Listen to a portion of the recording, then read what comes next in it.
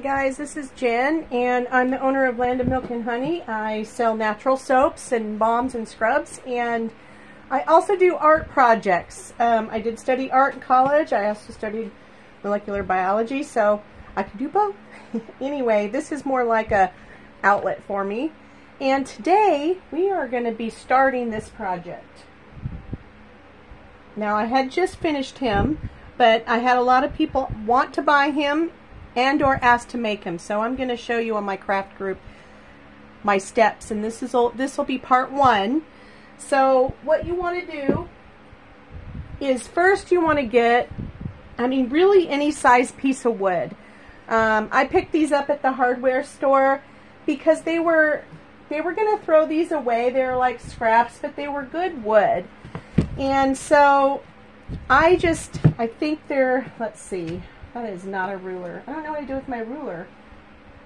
Well, they're about 7 inches tall, about 6 inches wide, and about 1.5 inches, 2 inches thick. So they're pretty heavy. They're not going to fall over real easy. And what I did is I just, I had already done this, but lightly sand them. And then what you want to do too is sand them. You want to spray them with a little bit of water, let it dry, and sand it again. So you can get these, this is pretty used. This is 100 grit. You can get 100 grit. I have also 80 grit sanding block. And some of these do come stained, so you want to try to get some of that off. And if you're real sensitive to stuff, make sure that when you're sanding these that you want to wear a mask. Okay, so like I said, I previously did some sanding on here, but I just wanted to show you. Okay, so I like to make mine reversible. So I have dual use. So on the front, I'm going to be making a little scarecrow face like you saw before, and on the back, I'm going to put a little snowman. So what I do is I sand it first, wet it, sand it again. I was going to show you my sanding block. It is very used, but you can get these at any of the hardware stores, I think even the dollar store. So you have something really to hold on to. They also have ones with handles that you could use and change the paper out. They're a little bit more expensive, but they still do a good job. So what we're going to do for part one is after you did that, you're sanding, you got your block or blocks. And I believe this is pine wood, just so you know. And we're going to get our color out to base coat it with. Now, you can base coat it in white. Some people do that. I just go ahead and paint the colors I'm going to paint it in.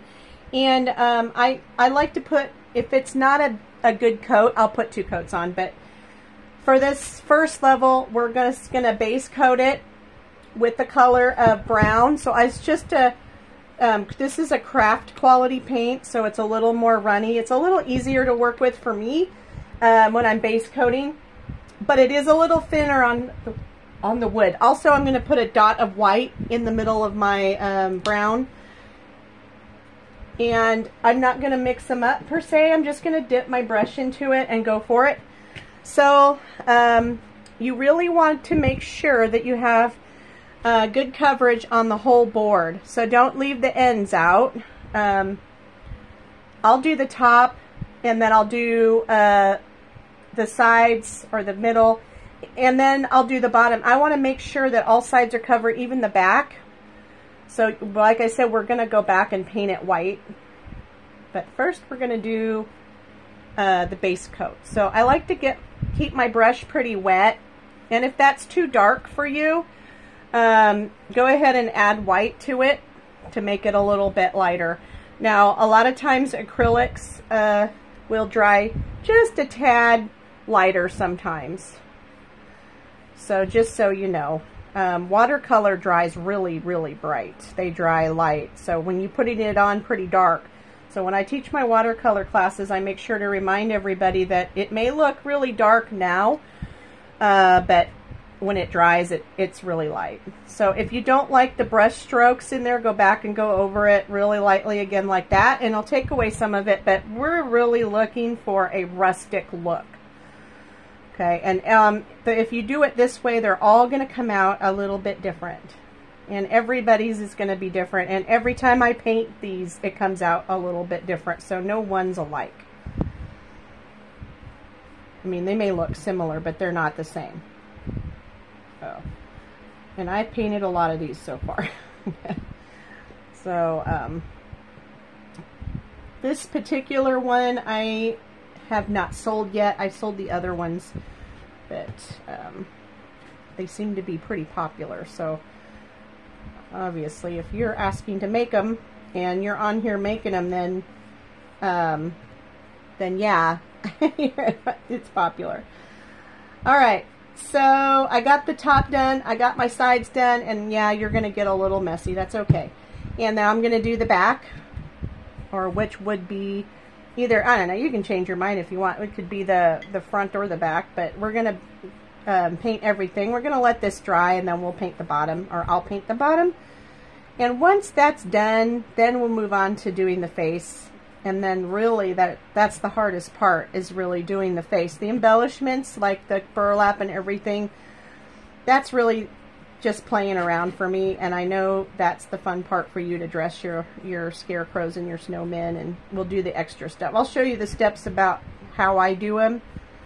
And I'm just really literally slapping this on. And I recommend a chip brush for this, and that way you get it done. I used a small brush. I should have used a bigger brush on here to get this done a little bit faster. So yeah, and if you're going to use the back part that's dark like this for the snowman, you might have to put a couple coats of white on, but it'll be okay. It'll turn out really nice. There we go. Okay, so we're just going to, let this dry. And if it looks too light when it's dry, or if you just want another coat, go ahead and put another coat on. But let it dry completely before you move on to the next step, which is doing the face.